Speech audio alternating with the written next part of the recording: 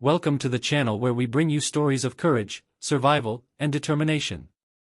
Today, we're diving into a thrilling tale of hope rising from the ashes of a world ravaged by the zombie apocalypse. It's a story of brave survivors building a new world after the devastating zombie war.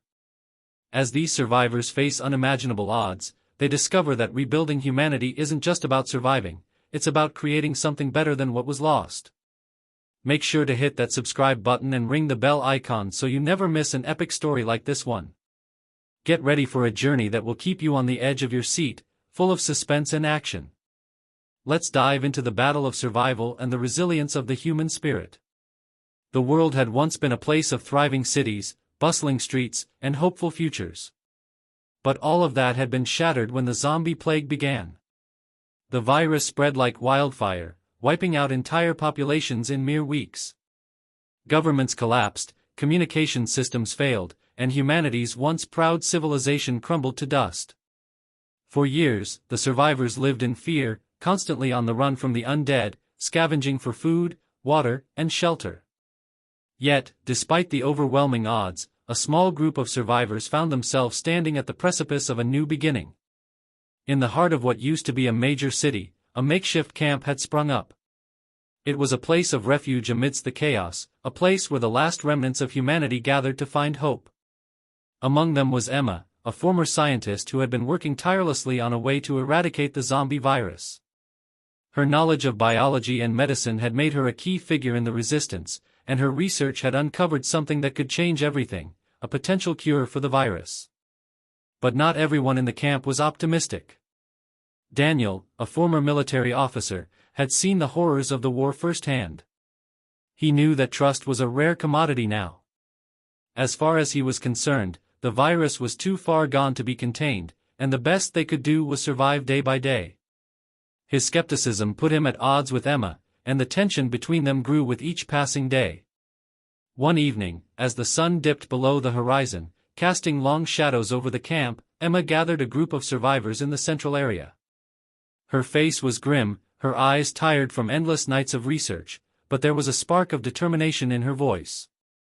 She had found a lead, a possible safe zone where a team of scientists might still be working to find a cure.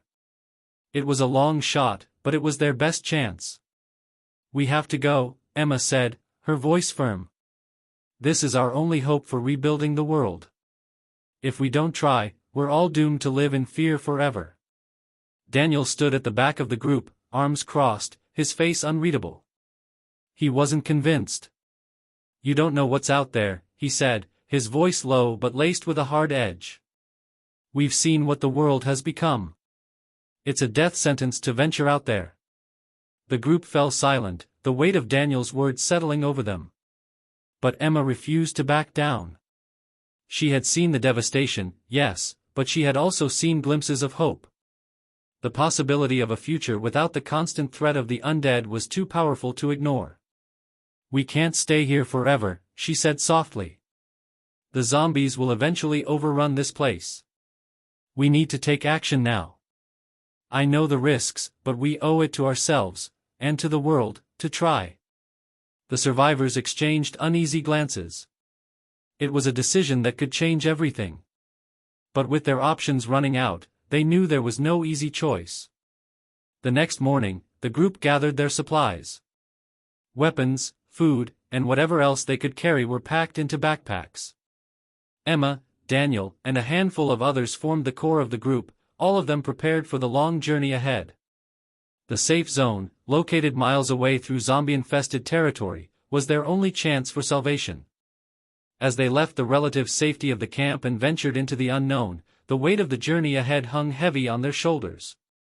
The once bustling streets they walked through were now eerily quiet, the only sounds being the distant growls of zombies and the rustle of wind through the broken buildings. Every step was a risk, every corner a potential threat. But they moved forward, driven by the hope of a better future. The first night on the road was a tense one. They set up camp in a derelict building, its walls crumbling but still standing strong enough to provide shelter. As they huddled together around a small fire, the reality of their situation sank in. They were outnumbered, outgunned, and surrounded by danger.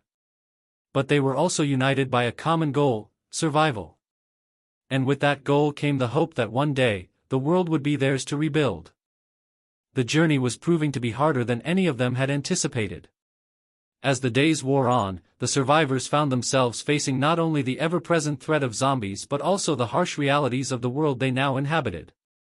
Supplies were running low, and the landscape around them grew increasingly desolate. The cities, once teeming with life, were now nothing more than hollow shells of their former selves. Fallen buildings and cracked roads marked the passage of time, a reminder of the civilization that had crumbled beneath the weight of the zombie plague. Emma remained focused on the goal, constantly checking her map and revisiting her notes. Every step was a calculated risk, but she refused to let fear deter her. There was too much at stake. The others, however, were starting to feel the weight of the endless trudging through the wilderness. Tired eyes and worn faces began to show signs of doubt, and the tension within the group began to grow. Daniel, ever the skeptic, continued to question Emma's mission.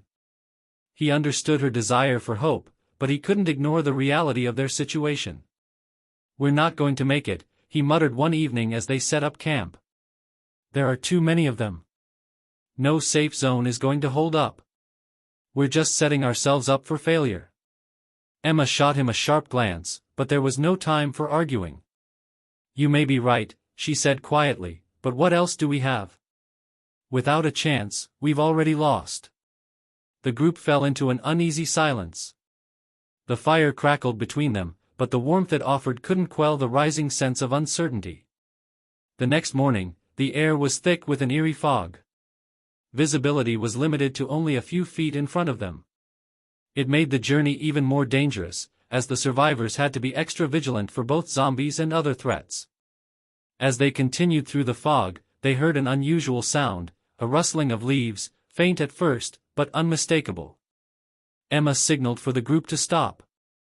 Her heart raced as she scanned the surroundings, her senses heightened.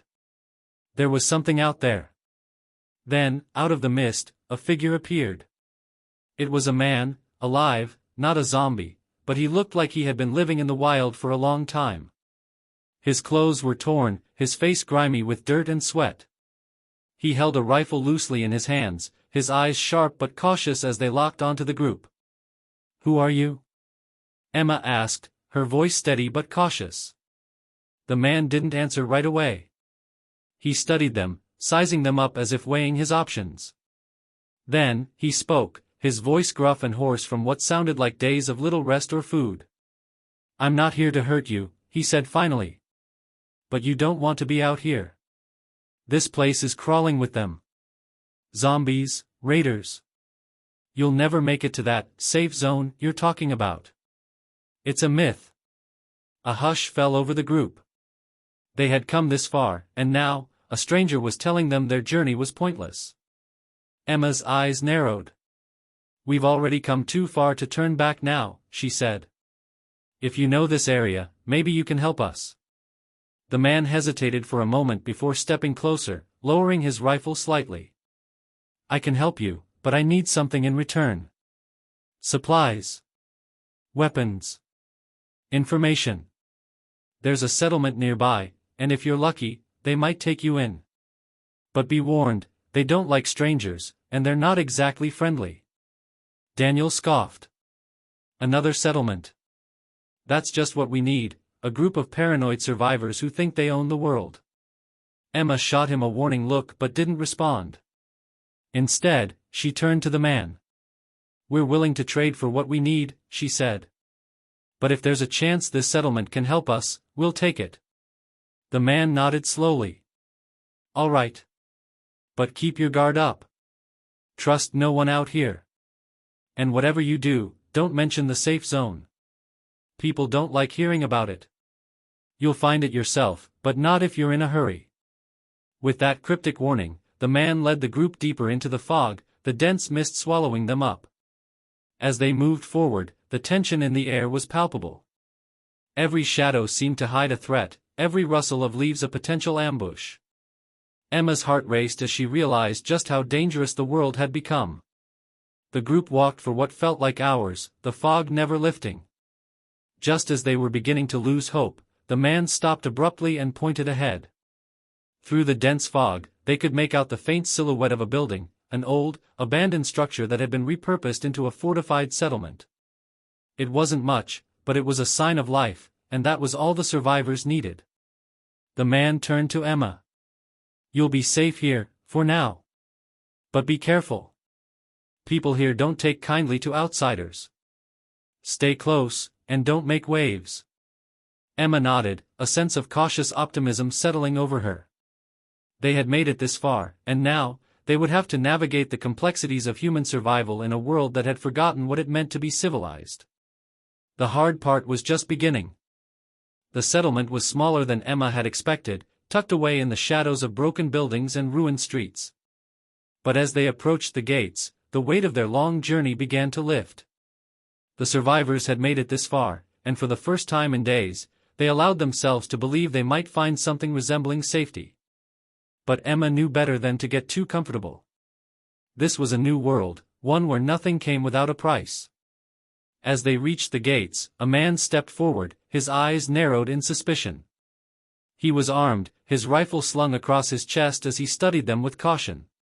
"What do you want?" he asked, his voice rough. Emma stepped forward, her voice steady but firm. "We're looking for shelter and supplies. We've been traveling for days, and we have little left. We were told you might be able to help." The man eyed them for a moment, his gaze lingering on the weary faces of the survivors. He seemed to weigh the situation, and then, without a word, he turned and gestured for them to follow. Inside the settlement, the atmosphere was tense. People moved in and out of buildings, carrying supplies, weapons, and tools. There were makeshift barricades in place, and the scent of smoke hung heavy in the air. Emma couldn't help but notice the hardened expressions on the faces of those around her. These weren't the people she had hoped to find. This was a community built on survival, not hope. The lines between friend and foe were blurry, and everyone was a potential threat. The man led them to a central building, one that looked a little sturdier than the rest. It was here that they were introduced to the leader of the settlement, a woman named Mara. She was tall and strong, her hair cut short and practical, her eyes sharp and calculating. She regarded the group silently before speaking. "I'll be honest with you," Mara said, her voice low and commanding. "We don't take kindly to outsiders. You've got two options: stay and prove yourselves useful, or leave. But if you stay, you'll have to pull your weight. No one's here to coddle anyone." Emma nodded, understanding the unspoken rule of this place. Survival was the only currency here, and if they wanted to stay, they would need to earn their keep. "We can help," Emma said, her voice calm but unwavering. "We have skills. We've been working together for a long time, and we know how to survive." Mara looked them over, her eyes lingering on Emma and Daniel. She seemed to be measuring them, trying to assess whether they were worth the risk. Finally, she spoke again. "You'll have to prove yourselves," Mara said, her tone more forgiving than before. "There's a mission I've been planning, and if you're willing to help, it might be enough for you to earn your place here. There's a nearby town, just a few miles out. It's been taken over by raiders, and they've been attacking us. We need supplies from there, but the raiders have made it nearly impossible to get in." Daniel's eyes narrowed at the mention of raiders. "And you think we can do this? Just waltz into a raider-infested town and get what you need?" Mara's gaze didn't waver. "You won't be waltzing. You'll be going in under the cover of night, and you'll be armed. If you can get the supplies back here without alerting the raiders, you'll earn our trust. Fail, and you'll be out on your own." Emma looked at Daniel, who was still skeptical but seemed to understand the gravity of the situation. "We'll do it," she said, her voice resolute. "We'll get the supplies." With that, the group was given what they needed: weapons, ammunition, and the bare essentials for the mission. As night began to fall, Emma and the others prepared to head out. The streets of the settlement were quiet, the only sounds the distant howls of zombies and the occasional crackling of fire. The town they were headed to was only a few miles away, but those few miles were fraught with danger. Every shadow could hide a raider, and every corner could bring them face to face with zombies. Still, they pressed on. The hope of returning with the supplies that Mara desperately needed was a powerful motivator. As they moved through the darkness, the fog of the previous day had returned, thick and suffocating. It made it harder to see, but it also provided some cover. The night felt alive with the possibility of danger, but it was also their best chance to succeed. They moved quickly but carefully, making sure not to draw attention to themselves. When they finally reached the outskirts of the town, Emma signaled for the group to stop. The town was eerily quiet, but Emma knew that quiet could be dangerous. The raiders were smart, and they were always looking for new targets.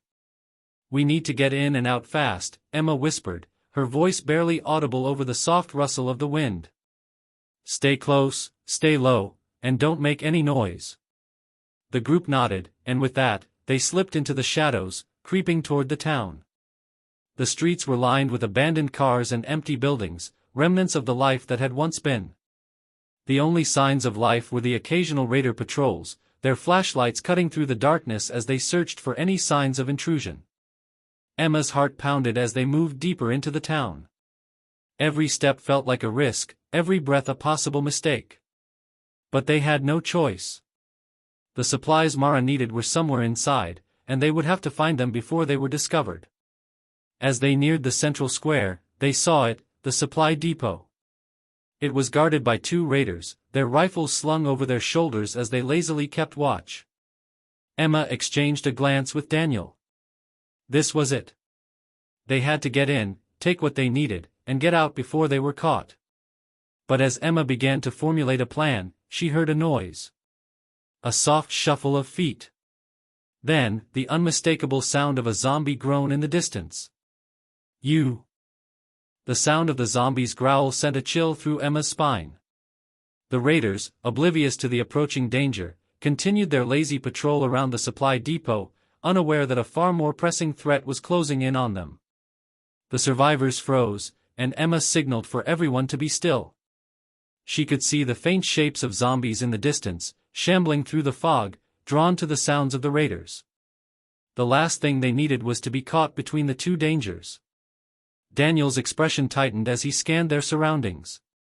"We need to move now, or we'll be trapped between them," he whispered. His voice was low, controlled, but there was no mistaking the urgency behind his words. Emma nodded. "We wait until the zombies draw closer to the raiders, then we make our move. We have to act fast." The seconds stretched like hours as they watched the zombies shuffle nearer. Emma's mind raced, weighing their options. If they could take out the raiders quietly, they might be able to retrieve the supplies without causing a commotion. But the zombies, as always, were unpredictable. One wrong move, one noise, and the entire situation could spiral out of control. The raiders finally seemed to notice the zombies approaching, but instead of retreating or preparing for a fight, they reacted with impatience. "Damn it, not now," one of them muttered, as he raised his rifle and fired a warning shot into the air. The shot rang out, shattering the quiet night, and immediately, the zombies turned their attention toward the sound. Their growls intensified as they began to shuffle faster, hunger in their eyes. The raiders, realizing the danger, quickly swung their rifles around and aimed at the approaching undead. "Get back to the depot. We can't let them in," one of the raiders yelled, trying to rally the others. But it was too late. The zombies were closing in. Emma's eyes locked on the raiders. This was their chance. The chaos caused by the zombies was their opening. She motioned to Daniel, and he immediately understood. They would use the confusion to slip into the depot, get the supplies, and get out before things escalated further. With swift, silent movements, Emma and Daniel darted toward the supply depot. The other survivors followed closely behind, moving like shadows in the fog. They reached the door of the building just as the first zombie lunged at one of the raiders. The scene turned into chaos, with the survivors' movements blending into the panic of the raiders fighting off the undead. Emma kicked open the door to the depot and slid inside. The air was thick with the scent of decay, and the room was dimly lit by a flickering light in the corner. It was a small storage area, stacked high with supplies, food, medical kits, water, and weapons. This was everything Mara had hoped for. Get to work, Emma whispered as she hurriedly scanned the shelves, grabbing whatever she could fit into her bag. Daniel moved alongside her, taking stock of the weapons. We'll need more ammo, he muttered, tossing a few boxes into their packs. Just as they finished gathering what they could, a loud crash echoed from the street outside. The zombies had overwhelmed the raiders, and the battle was spilling over into the depot. Emma's heart raced as she grabbed the last of the supplies. We need to move. Now. The group rushed toward the back exit, the sound of chaos growing louder as they hurried through the dimly lit corridors of the building.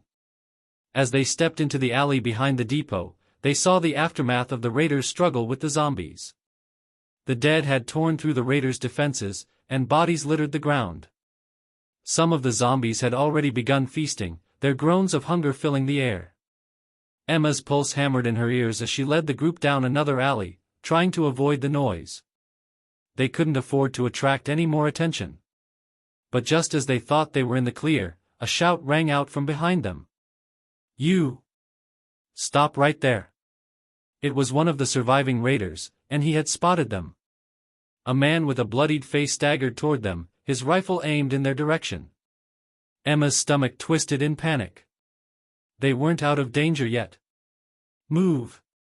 Daniel hissed, pulling Emma into a run. The survivors dashed through the alley, hearts pounding in their chests. The raider fired a warning shot, but they didn't stop. They couldn't afford to stop. The raider followed, his footsteps heavy behind them. As they turned a corner, Emma risked a glance back. The man was closing in, but they had gained a little ground. Just as the raider was about to fire again, a loud shriek erupted from behind them. Zombies had begun to catch up, drawn to the sounds of the chase. The raider's focus wavered as he turned to see the approaching horde, and in that moment, the survivors had the opening they needed. Emma, Daniel, and the others continued to run, weaving through the maze of alleys and abandoned buildings. They didn't stop until they were safely out of the town, the sounds of the raiders' struggle with the zombies growing fainter with each step. The fog had lifted slightly, revealing the dim light of the early morning. Emma took a deep breath, trying to steady her racing heart. We made it, she said, her voice ragged but filled with relief. We got the supplies. But even as they breathed a sigh of relief, Emma knew this was only the beginning. The world outside was a battlefield, one where every victory came with a price. And they were far from safe. With the supplies secured and the knowledge that survival wasn't just about scavenging but also about trust, Emma and the group turned back toward the settlement. The next challenge was waiting for them, but they would face it together. As they made their way back through the foggy landscape, Emma couldn't help but feel a glimmer of hope. The world might have been shattered, but perhaps there was still a chance for humanity to rebuild. The survivors had proven their strength, and with it, they could face whatever the future held.